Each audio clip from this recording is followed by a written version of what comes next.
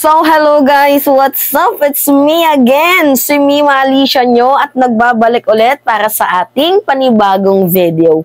So, ito na nga po guys. Sumagot na rin po itong si Sentry, si former Senator Antonio Trillanes sa hamon at banat ni Senator Pancher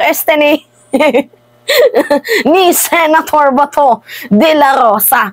Okay, background history lang muna tayo guys ha. Sa mga hindi po nakakaalam, itong si Bato de la Rosa, naghamon siya kay Senator Antonio Trillanes na ang kanyang pagkakasabi guys is hindi daw po siya natatakot dito sa International Criminal Court. And then yung remarkable words niya guys na ginamit kay Trillanes, sabi niya, nak-nak ka ng nak-nak, ICC ka ng ICC, kung gusto mo sumama ka pa magbasa, kung gusto mo sumama ka pang magposas.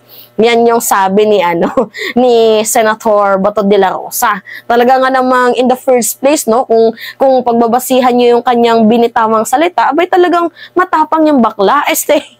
Matapang itong si Pancher. Diba? Kasi hindi daw siya natatakot. Despite sa ginawa nilang kababalaghan, which is yung crime against humanity nung panahon ni former president.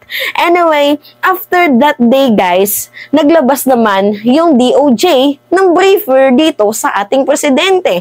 So after niyang magsalita nun guys, mga 2 days, naglabas ang DOJ, ang Department of Justice natin, ng briefer sa presidente na kung ano yung dapat natin gawin, kung ano yung magiging move natin, kung sakaling nandito na nga yung formal arrest warrant ng International Criminal Court. Kasi sabi nga ng spokesperson is pwede naman itong magbago ang desisyon ng ating presidente as time goes by. Nagbabago po ang polisiya. Anyway, wala naman po sinabi ang ating presidente na papapasukin niyang ICC. Pero according dito sa DOJ, nagbigay na siya ng briefer. Kung ano nga ba yung mararapat natin gawin, ano yung hakbang natin, ano yung kikilusin natin kapag nandito na nga yung formal arrest warrant ng International Criminal Court. So doon pa lang guys, nangatog ang mga jetlog ng mga yan. So ang daming mga mga bumanat sa ating Department of Justice nung araw na yon. And then after that day lang guys, isang araw lang na pagitan, nagsalita naman, nagpara-post ba itong si Senator Bato de la Rosa. And then ang sabi niya, nilaglag daw sila ng kanyang upperclassman. Yung kanyang kabaro guys, dito sa Philippine National Police ay nilaglag sila. Bakit daw to ginawa? So mas lalo siyang kinabahan kasi ikinanta nga sila guys ng kanyang kabaro na hindi naman daw ata tama yun. Si former President Duterte nag-appoint sa'yo na kahit nung time na yun ay tatanggalin ka kasi appointee ka ni Pinay pero hindi ginawa. Pinatapos yung 6 na taon sa presidency ni Digong, and then bakit mo to ginawa? Bakit mo kami nilaglag?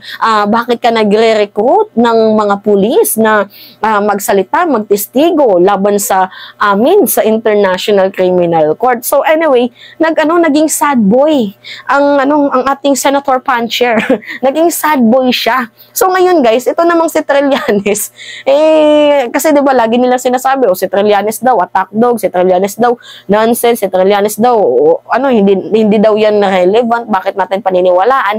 Pero despite na sinasabi nila yon, yung character assassinate nila kay Trillanes, bakit nila pinapatulan? Kasi guys, alam nilang may laman nga yung sinasabi ni Trillanes.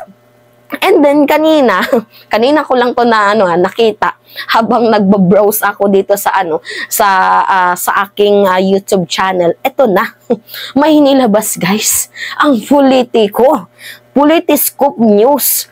So, sinagot na nga po guys ni former Senator Antonio Trillanes ang banat ni Senator Bato de la Rosa, which is yung banat niya nga na ngak-ngak ICC. Sige, kung gusto mong sumama ka.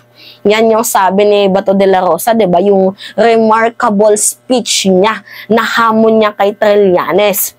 And then ngayon, ito yung sabi ni Trillanes. Kung hindi ka magtatago, bakit hindi ako sasama, diba? Diba? Kung hindi ako nagtatago, bakit ako sasama sa'yo? 'Di ba? Yan yung sabi ni Senator Trillanes. Pasensya na, may tumawag sa akin na interrupt tuloy ako. Yan yung sabi ni former Senator Antonio Trillanes dito kay Senator Bato de la Rosa. Kumbaga, sinasabi niya na huwag mong gayahin si Kibuloy na nagtatago. Kung hindi ka magtatago at hindi ako busy during that time, ako yung magbabasa sa'yo, ako yung aaresto sa'yo. Yan yung sabi ni Sentry. So now, panoodin natin guys ang video. Panoodin lang muna natin guys yung video.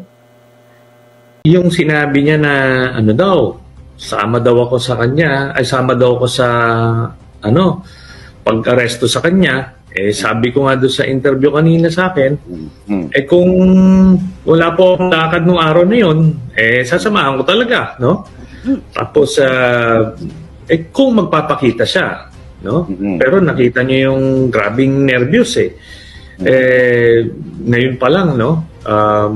Kaya I doubt kung haharapin niya yan, magtatago yan, gagawa ng paraan yan para At ito kasi ang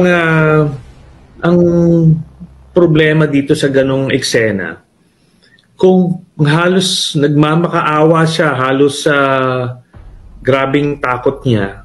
Pero kung maalala ninyo, nung siya ay PNP chief, di ba? Kung ano-ano ang kasigaan ang sinasabi niyan, talagang naghahari-harian sila. Ganun siya, sagot ko kayo. Parang, sagot, pag nanlaban, barilin nyo. Pag ayaw lumaban, palabanin nyo. Ganun yung mga hirit. Siga-siga. Parang yung pagpatay ng tao, parang pagpatay lang ng manok. Ganun ang ginawa nila. Tapos ngayon, ito na ngayon, singilan na. Grabe naman ang takot, no? Kaya, sige, antabayanan na lang natin pag dumating nga yung warrant. Yan, diba? Grabe, tapang nyo ng panahon nyo, ha? Sige, hanggang may katapusan din yan, may hangganan din yan. At dumating na nga po guys, yung time of reckoning dahil sinabi na nga po ng ICC Assistant Counsel na si Attorney Cristina Conti na bilong nga po guys yung pangalan ni former Senator, ni Senator Bato de la Rosa. Kaya nga, makikita nyo yung kaba, yung ngarag ng itlog ni Bato de la Rosa dito sa balita ni Attorney Cristina Conti, sa balita ni Trillanes, and sa balita ng DOJ. Tapos samahan mo pa guys ng kanyang kabarong nilaglag sila. Diba? Kaya nga natatakot na ito.